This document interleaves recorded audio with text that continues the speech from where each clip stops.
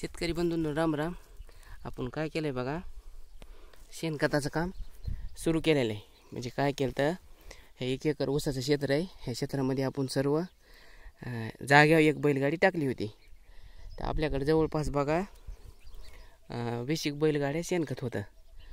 तर सर्व वळी ह्या 30 आहेत. तर 8 वळी सोडून आपण 3 लाईनी घेतल्या होत्या. आता एकूण 2 लाईनी होत्या. हे 2 लाईनी पांगवायच्या झाल्यात आणि ही एक लाईन आहे का, ही एक लाईन पांगवायला सुरू आहे. आता दुपारचा 1 वाजला बघा, ऊन वाढ आहे. पण हे पांगवत असताना माझा थोडा डोक्यात विचार आला बघा की शेणखताविषयी. आता तेच मी तुम्हाला सांगण्याचा प्रयत्न करणार आहे. आता तुम्ही पाहू शकता. तर आता हे शेणखत आहे का, हे सगळं कुजलेलं आहे बघा. शेणखत कुजलेलं आहे आणि कुजलेलं असूनचे असून आपण पांगून टाकलं आहे. म्हणजे प्रत्येक सरीनं टोपल्याच्या साह्याने हे इकडं बघू शकतात ना, टोपलं खोरं भरून हे सऱ्याने टाकलं आहे. आता पांगून टाकलं आहे. पण ह्या शेणखतामध्ये काय झालं माहिती का, त्या बघा हे असे ढेप्स येतात, हे ढेप्स आहेत. आता हे ढेप्सा मला सांगा, हे ढेप्सा झालं, हे बघा हे ढेप्सा झालं, हे असले ढेप्से. हे मी म्हणतो महिना जरी भिजू घातले का आपण पाण्यामध्ये तरी पण ते बारीक होणार नाही. इतके वाळून गेलेत आणि असे कुठं झाले. तर इतक्या वाळलेल्या ढेपशाने, इतक्या वाळलेल्या शेणखताने काय राहणार आहे जीवाणू. अहो जीवाणू तो जीवाणू नाही, पण आपल्या पिकाला त्याचा काय उपयोग होणार आहे, काहीच उपयोग होणार नाही ना.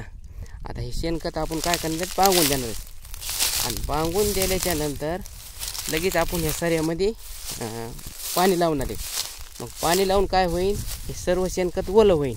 आता हे बुकटा आहे का, हे बुकटा हे ओला होईल आणि ओला होऊन आता ह्याच्यामध्ये ओली तिली मावचर आहे. बघा हे तुम्हाला दाखवतो मी.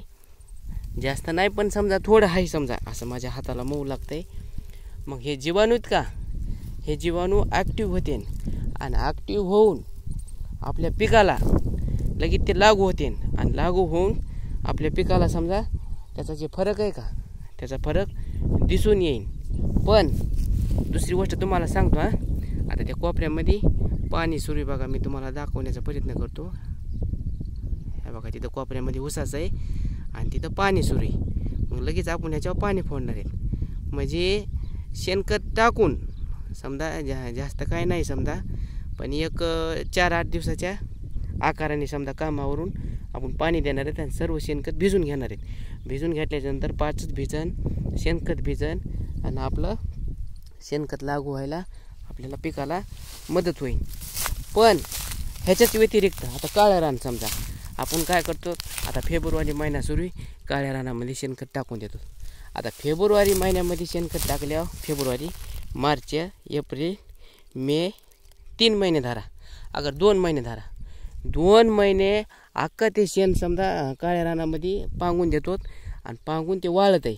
मग वाळल्याच्या नंतर त्या 2 महिन्यामध्ये जसं शेक आहे का, तसं शेक हिट वाढती. हिट वाढून हे असे ढेपशे तर असतातच, पण सर्व शेण वाळून जाते. आणि वाळून गेल्याच्या नंतर दिवसभर तापत आहे, संध्याकाळी गार होते, दिवसभर तापत आहे, संध्याकाळी गार होते. कशाचे जीवाणू राहते आणि काय आपल्या ह्याला हे होणार आहे, जमिनीला उपयोग होणार आहे. मग मला काय सांगायचं एवढंच समजा.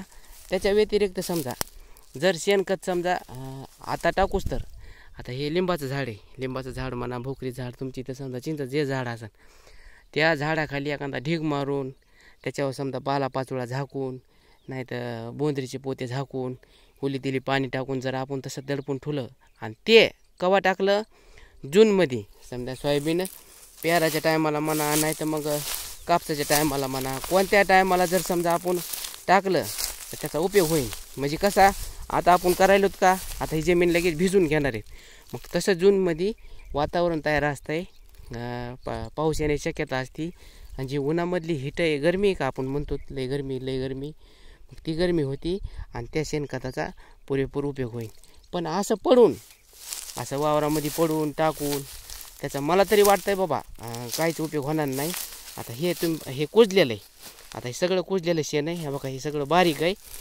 पण जर समजा अर्धवट कुजलेलं जर असेल शेण ह्याच्यामध्ये आपल्या उकांड्यामध्ये अगर टाकलं आपण, तर ते बी जमणार नाही. त्याने काय होणार, त्याच्यामध्ये ज्या बुरश्यात का अपायकारक ज्या पिकाला रोग होणार आहेत त्या बुरशाचा जन्म होईल आणि पीक आहे का त्या पिकाला त्याच्यापासून आपल्या झटका होईल. आणि दुसरी एक गोष्ट मला तुम्हाला सांगायची, आता सर्व हे आपल्या घरचं आहे म्हणून सांगा, शेणखत टाकत असताना आता ह्याच्यामध्ये काय असते माहिती का, शॅम्पूच्या पुड्या, कॅरीबॅकी, हे कुरकुरे खाल्लेले, अगर काचा आपल्या ह्याच्यात नाही म्हणा, हे असं जर असेल ते जरूर उचलून बाजूला टाका. काय म्हणजे जेणेकरून काय होणार माहिती का, एक तर आपल्या जमिनीमध्ये ते कुजणार नाही कुजून जे जीवजीवाणूला जे आपल्या जमिनीमध्ये काम करायचे का त्या कामात बी अडथळा होणार. आणि जर काचा जर असत्यान तर भविष्यामध्ये आता आपण समजा काम करत असताना सारा चप्पा आपण काकरी हिंडतो, मग जर आपल्या पायाला एखादा काच लागला, एखादी बाटली रुटरच्या साहाय्याने फुटली, नांगराच्या साहाय्याने फुटली अगर सरी काढताना, तर त्याच्यापासून बी आपल्या जीवाला धोका उद्भवू शकतो.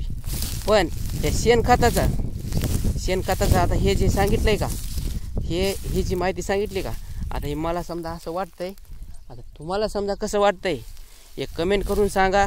अगर काही चुकत असेल तर ते बी सांगा. लवकरच आपण अशी काही ना काही भेटत राहू. तोपर्यंत धन्यवाद.